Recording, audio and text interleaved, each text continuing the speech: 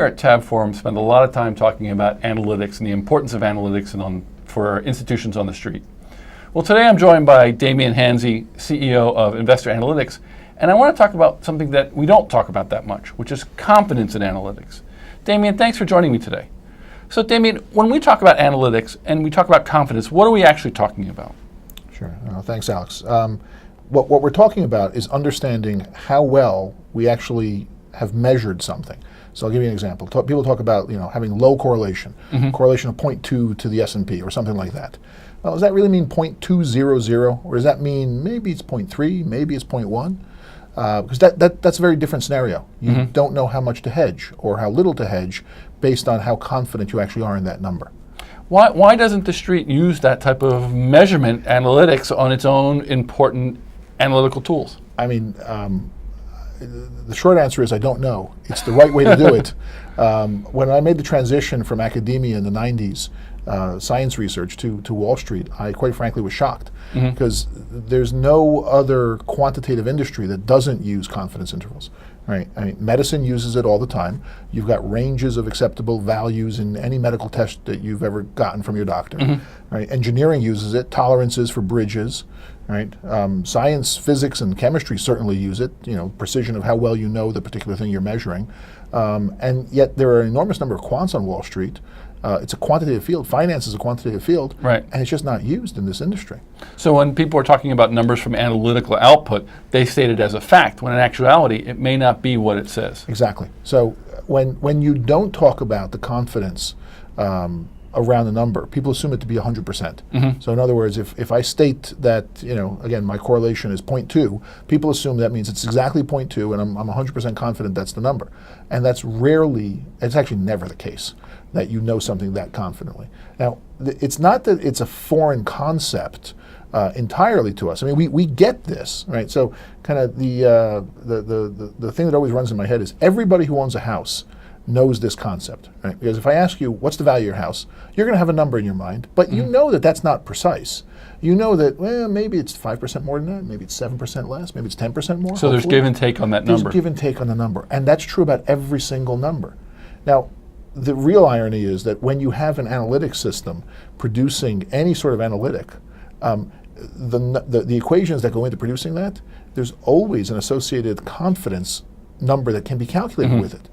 Most systems just don't do that part. They just produce the number. So when we're looking at confidence numbers or confidence indicators with analytical output, I would assume that it's important to look at those confidence indicators over time. You're not looking at one confidence indicator at one given time. You're looking at a range over time to really address the value of the output, correct? Absolutely, because that confidence interval will change with time. Sometimes it's smaller, sometimes it's wider.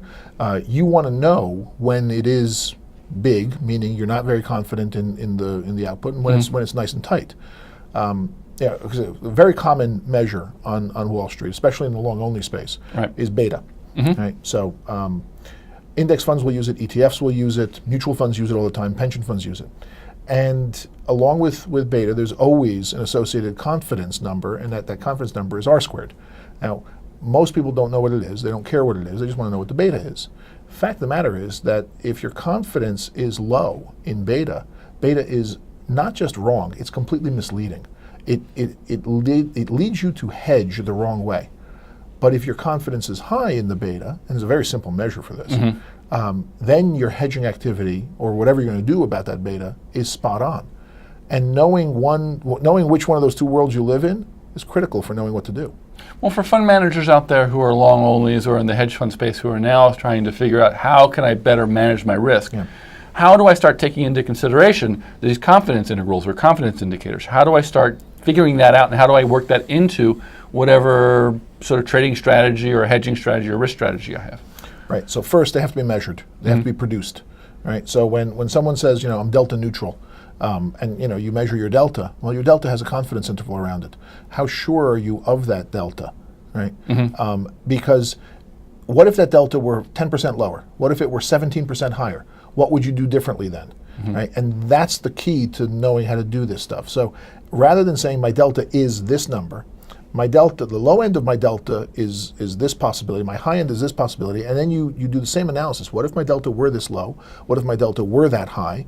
What would I do about it? And that's the range of activities that you should do. So it changes necessarily what you would do about it, just by, instead of saying my delta has a value, it has one of two values, the low end, the high end, and what am I going to do about each one of those possible ends?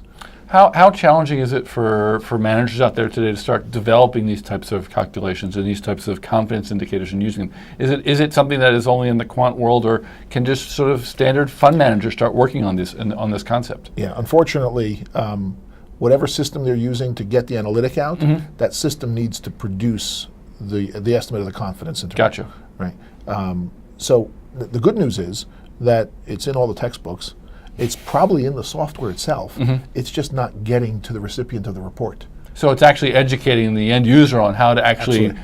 pull this value from the systems they have and start paying attention to it and It may managing be it. that the system has to be modified to produce it. Hopefully it's being calculated in the back someplace in the system, and then it's just a matter of sort of putting a report. surfacing it. But the education part is a big part of this. Right, because people have to then understand, okay, and this is what that confidence interval means. This is how I interpret it. This is why it is that way.